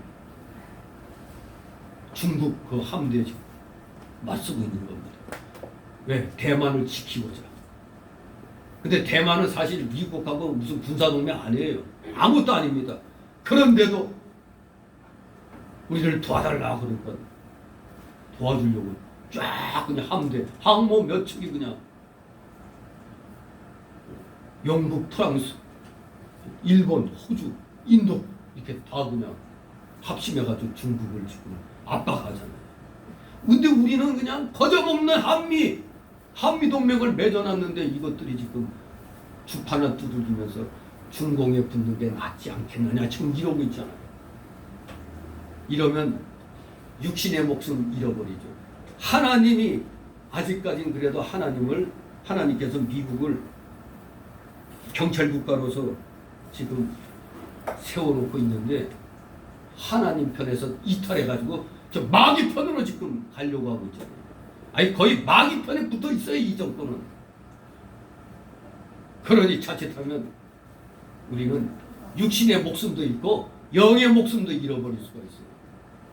우리 육신의 목숨보다 영의 목숨이 더 중요하잖아요. 일단 하나님을 두려워하는 자들 편에 같이 서가지고 마귀들과 싸워야 돼. 왜? 주님이 뭘 우리에게 주셨다고? 검을 주셨잖아요. 검을. 마귀 세력과 싸워야 됩니다. 그것이 우리 구원받은 성도들이 하나님의 복음을 선포해 나가는데 기본적인 자세가 갖춰지는 겁니다. 말씀의 검을 들고 있어야 어디 나가든 전도해서 잘못된 말 전하는 자들과 토론을 할 수도 있는 거죠. 잘못된 것에 대해서 그냥 바꿔부실 줄 알아야 됩니다. 잘못된 걸 용납하면 안 돼요. 귀찮아서 말 안 하는 건 동조하는 겁니다. 동조자 되면 안 됩니다. 잘못된 일에 대한 동조자 되면 안 됩니다. 우리는 주님으로부터 뭘 받아서 칼을 받았잖아요. 말씀의 칼. 성령 충만의 이 칼을 받았잖아요. 그러니 두려워하지 말고 잘못된 말을 하는 자들에게는 분명하게 선언해야 되는 겁니다. 그것이 제자로서의 올바른 삶인 것입니다. 바로 이 제자로서의 그 올바른 자기 제자의 자리를 지키기 위해서 하나님께서 걱정하지 않도록 검을 주신 거란 말이에요. 여러분들 그냥 우리에게 그냥 맨몸으로 나가 싸우라고 한 거 아닙니다. 말씀의 검을 주셨기 때문에 우리는 두려워할 필요가 없습니다. 서로 로마 시대의 마지막 10번째 박해 같은 최악의 박해가 온다 할지라도 우리는 절대 영의 목숨을 살리기 위해서 육신의 목숨은 버릴 줄 아는 각오로, 그런 각오로 우리는 이 세상에서 기독교인으로서 자기 위치 분명하게 지켜나가시길 바랍니다. 바로 그런 자들에게 이제 40절 42절에 상을 주겠노라 말씀하고 있습니다. 상급 있음을 말씀하시는 예수님, 제자 파송에 지음한 교훈을 마감하는 결부이자 축복이라 할 수 있는 이 40절 42절 말씀은 이제 전도의 소명을 받고 떠나는 전도자와 그 전도를 받아들이는 피전도자 두 입장에서 이제 이해를 해야 됩니다. 예수님은 고난과 핍박을 엄숙히 각오하고 떠나는 제자들에게 단순히 너희들에게 축복이 있을 것이다 라고 말씀하시지 않고 뭐라고 그랬어요?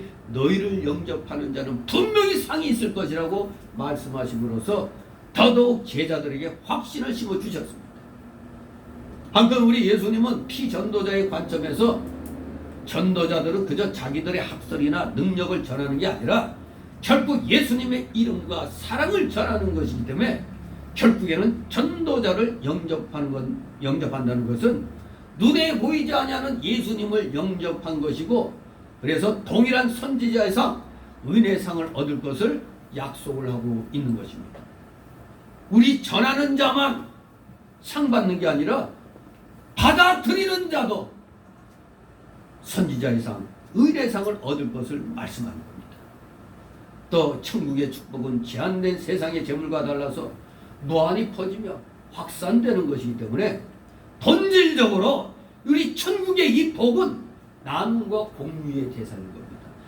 내가 받았으면 나도 받은 걸 나눠줘야 되는 거예요. 그래서 우리가 전도하는 겁니다. 전도, 나누기 위해서입니다.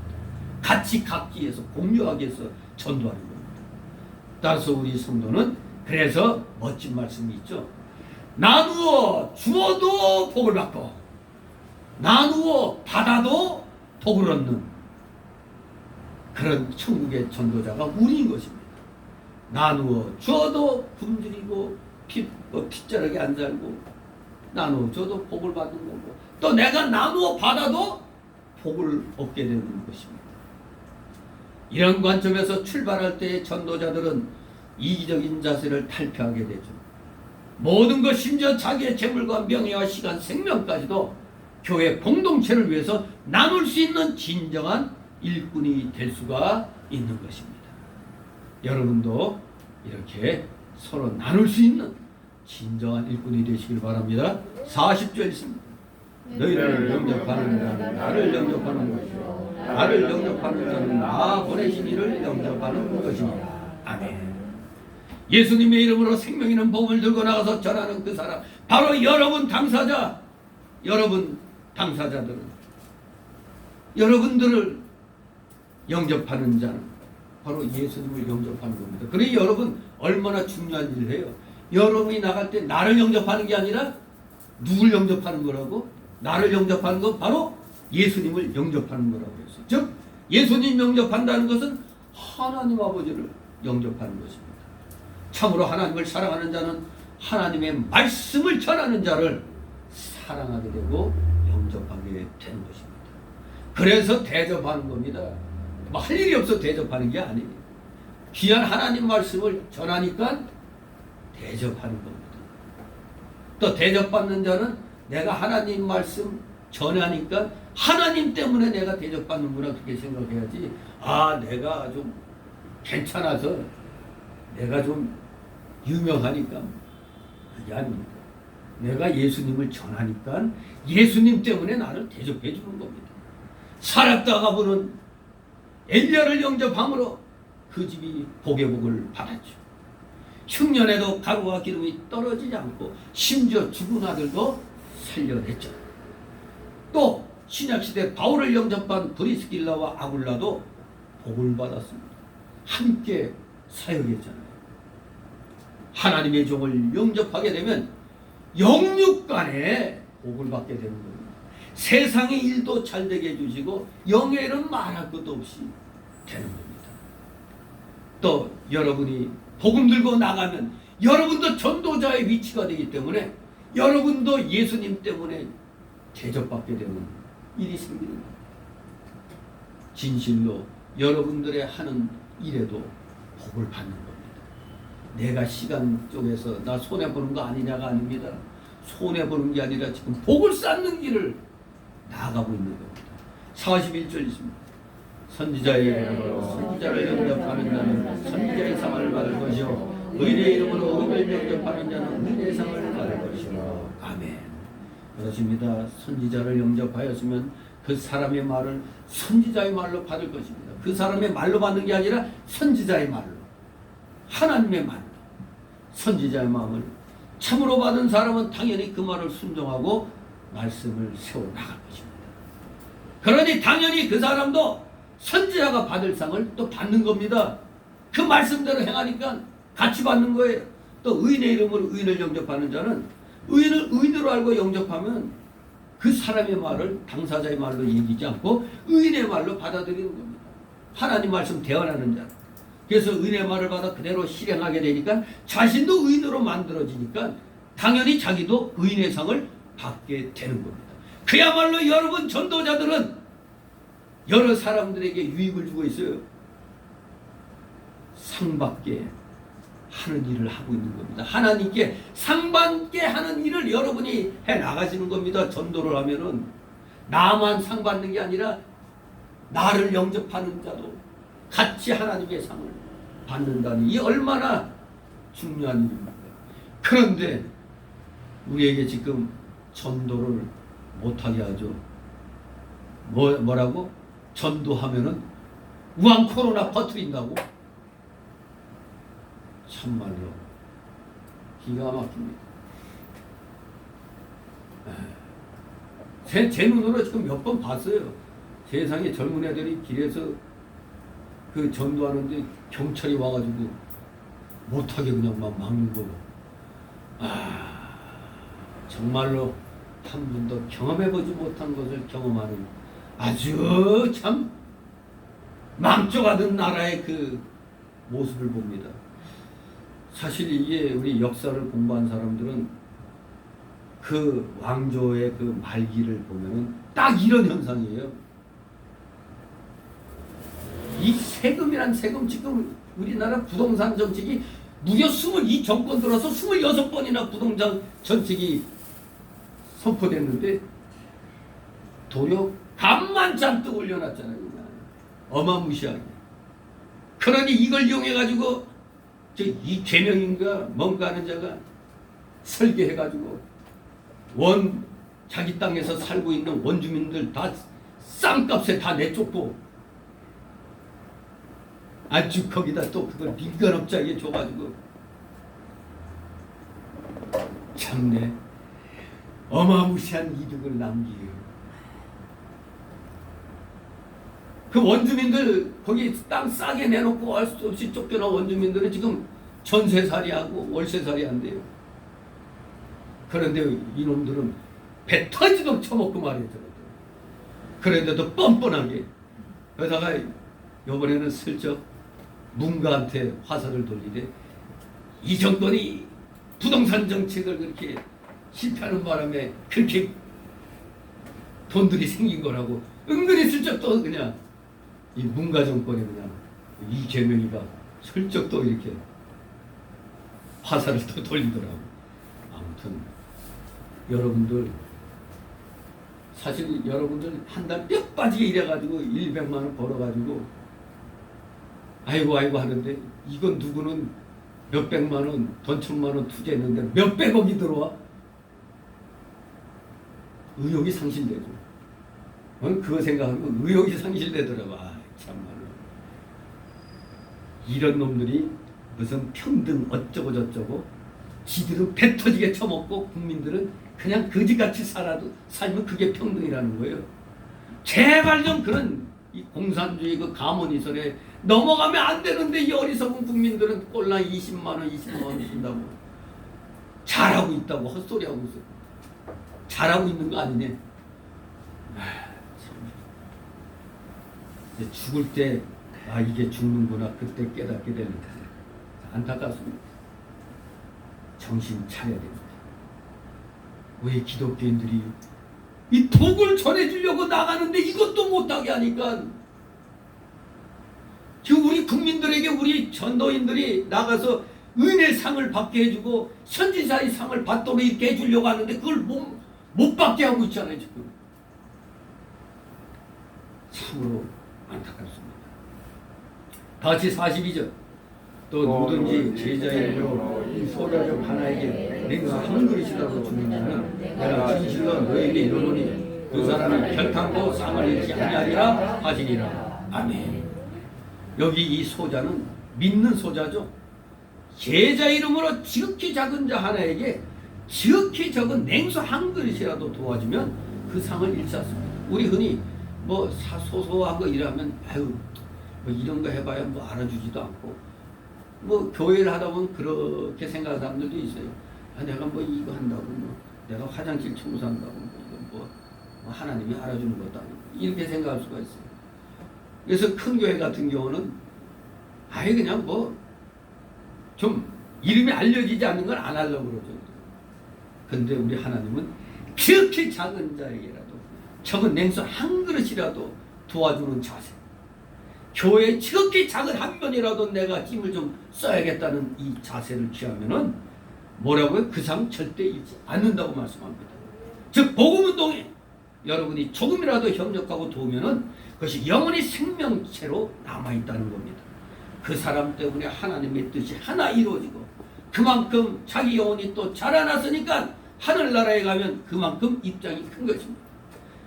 자기가 받들어줌으로 조금이라도 구원운동에 유익된다고 생각된다면 전력을 다해서 받들어야 돼요. 전력을 다해서 지극히 적은 거라도 해 나가야 됩니다.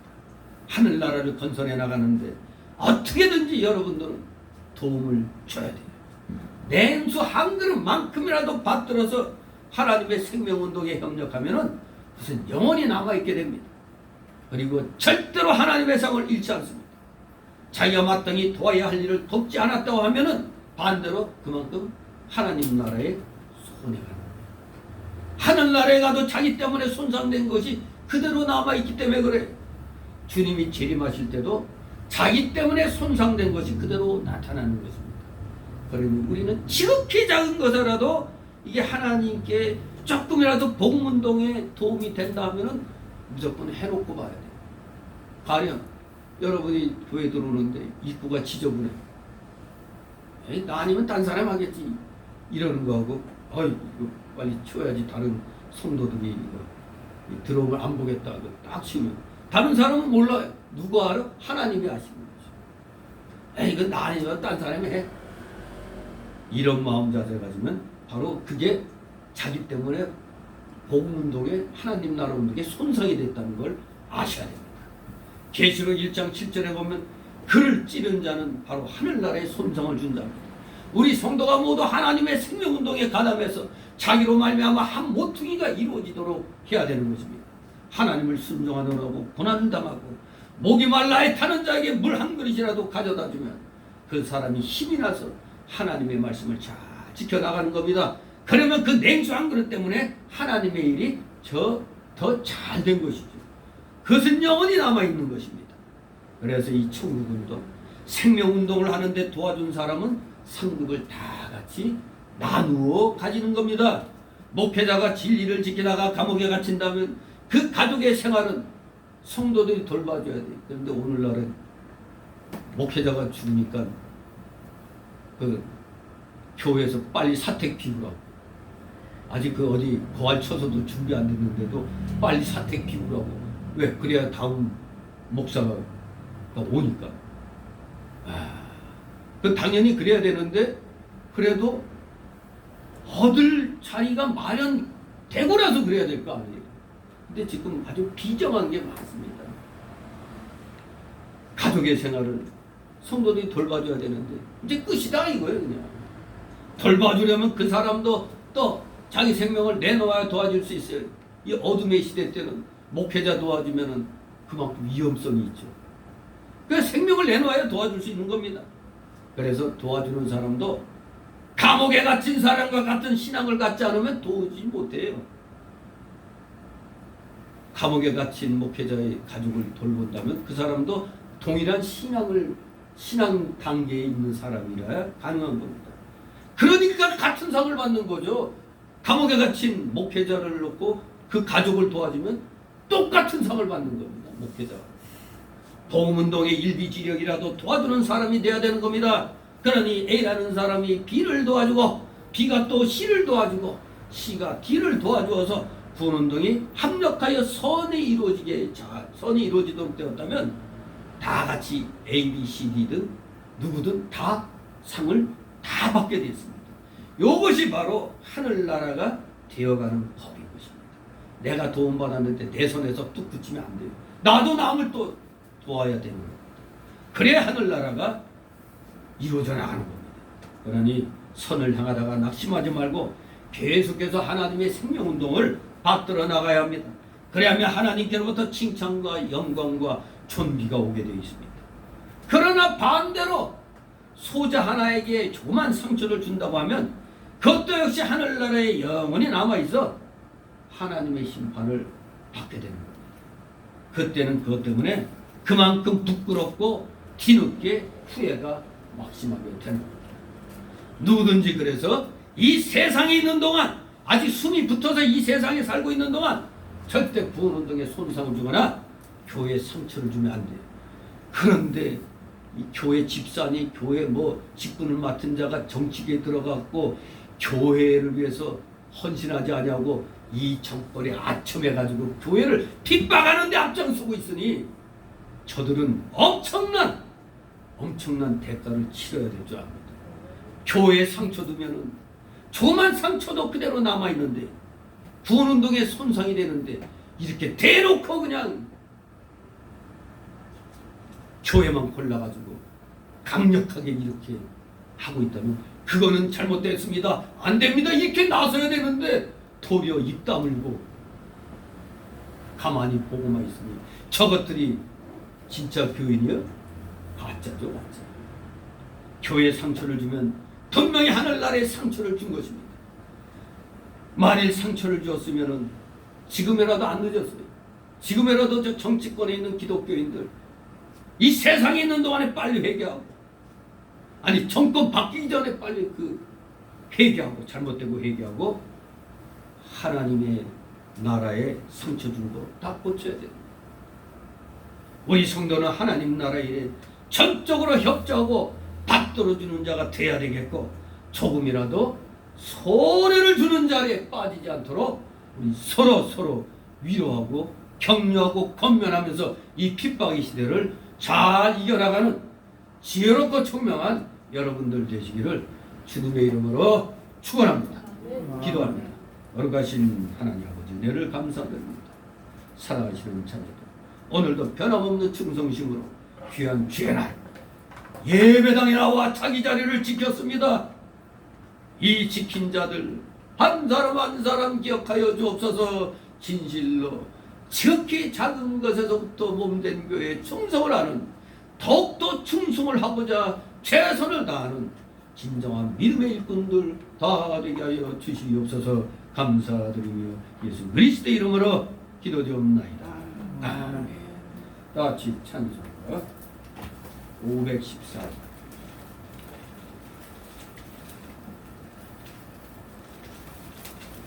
514장 찬송입니다.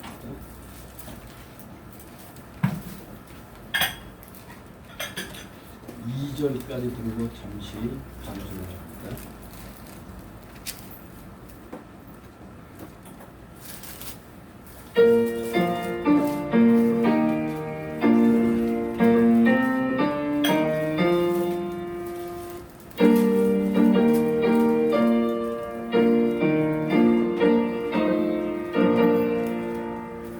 누가 저를 따라 섬기려는가 누가 죄를 따라 주만 따를까 누가 주를 섬겨 나를 구할까 누가 주의 길을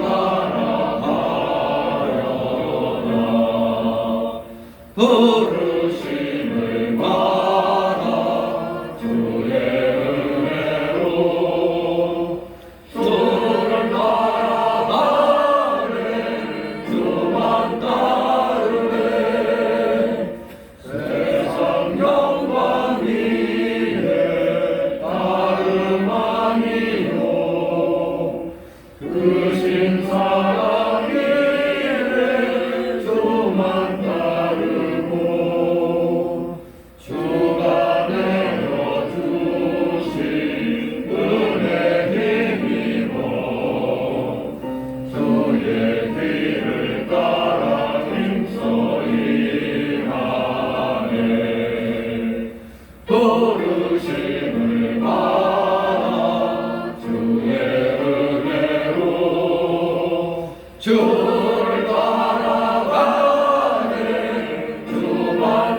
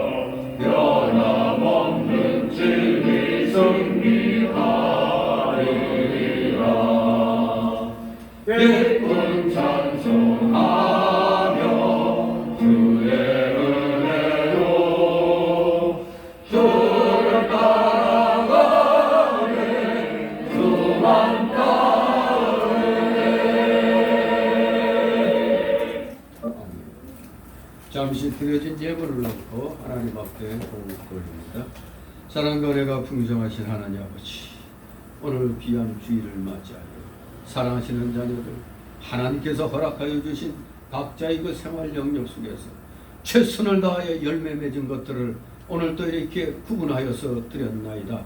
10의 1조를 드렸고 또 주일 예물 구별하여 드렸고 각종 명목의 감사 예물들, 차량 예물, 건축 예물, 기타 여러 마음의 소원대로 귀한 예물들을 드렸사오니 이 드린 손길들 한 사람 한 사람 기억하여 주옵시고 그들의 가정과 생업이 30배, 60배, 100배의 놀라우신 복으로 주님 채워 주시옵소서.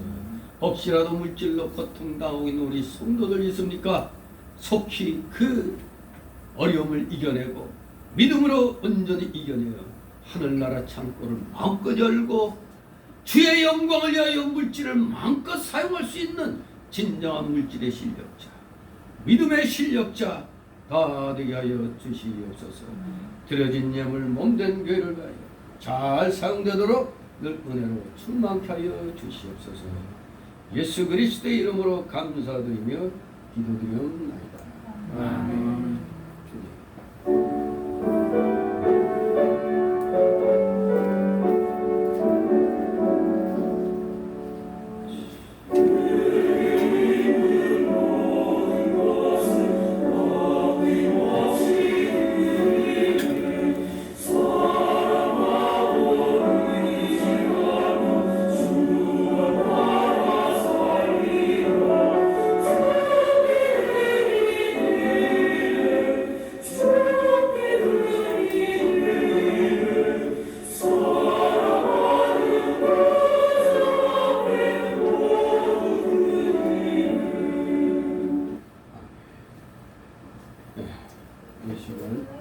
세진자 소개 시간인데 등록된 카드 없습니다. 우리 서로 좌우로 가볍게들 인사들 나누시기 바랍니다. 네, 반갑습니다. 네, 이번 주에도 열심으로 또 이렇게 예배당을 여러분이 지켰습니다.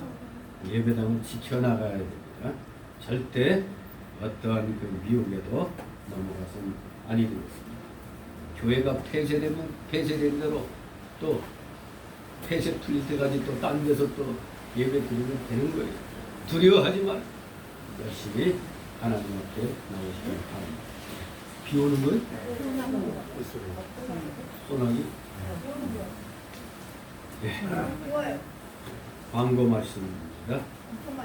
자, 이제 벌써 10월 두 번째 주인데 여러분이 참 굉장히 위험한 때가 뭐냐면 지금 원래 9월부터 소위 스태그플레이션이 시작될 거라고 예상을 하고 있는데 지금 이제 뭔가 지금 나타나고 있죠. 고물가의 고저성장, 성장은 더디 되는데 물가는 그냥 막 올리고 있죠. 이러면은 내년도에 더욱 진짜 어려워지는 생길 수가 있어요. 진짜 하나님 앞에 기도 열심히 해서 이 악한 정권이 정권 연장하지 못하도록 기도하시고 우리 기독교가 정말 이 대한민국을 살리는데 정말로 앞서가서 대한민국을 올바른 길을 인도하는데 정말로 비쓰임 받는 그런 우리 기독교가 되도록 여러분들이 솔선수범하고 기도 열심히 해야 돼요. 싸우는 교회는 열심히 싸우고 있습니다. 아무튼 여러분들은 기도함으로 또 그리고 또 물질로 동참함으로 그렇게 또 해나가는 방법도 있는 거예요. 최선을 다해서 우리는 이 위기 시대 때 이 나라를 살리는 이 초석이 우리 기독교인들이 되어야 되겠습니다. 자, 여기 또 마지막에 보면 주본에 이러한 정치방역 속에서도 10월 14일 목요일날 오전 11시에 제가 속한 동노회가 이제 가을노회가 열립니다. 위에서 기도해 주시기 바랍니다. 이 또 열린다고 해놓고 또 뭔 일이 있을지 모릅니다. 아무튼 지금 또다시 그냥 이 오세훈이가 이 서울시장 대놓고도 지 주장 하나도 못하고 지한테 다 덮어 씌울까봐 겁내갖고 찍소리 못하고 있는 거예요. 아무튼 더 지독하게 지금 우리 기독교를 목을 재려고 하는 것 같아요. 아무튼 기독교의 그 모든 활동들이 활성화돼야 되는데 안타깝습니다. 그래 우리는 더욱더 열심히 기도해야 되겠습니다. 그리고 여러분들에게 하나 물어볼게요. 내년도 이제 달력을 이제 주문할 때가 됐는데 그저 100부 그대로 할까요? 아니면 50부 줄일까요? 100부 해요. 아니 전부 할게요. 하여간 그렇다면 한 집당 10,000원씩은 기본적으로 헌금 달력 헌금 하라고 그랬어요. 매년 그냥 기본적으로 여러분들이 하고 여러분들이 갖고 가는 거예요. 여러분들이 아무튼 그래요. 괜히 또 주눅 들어서 50주만 하겠다 하면 또 그것도 우리 전도용으로 또 환자들 집에 무조건 갖다 걸고 그래야 돼요. 사실 지금도 아예 작년도 한 10몇 부가 남아있는 것 같은데 다 소화를 시켜야 돼요. 집에 여러분들 안방에 하나만 걸면 안 돼요. 거실에도 걸고 안방에도 걸고 아이들 방에도 걸고 그래야 돼요. 왜냐면 시간을 봐야 되는 거예요. 날짜를 봐야 돼요. 날짜를 보면서 살아야 돼요. 그래야 시간의 기억을 알게 됩니다. 우리 다 같이 일어나셔서 62장 부르시고 축복 기도를 마칩니다.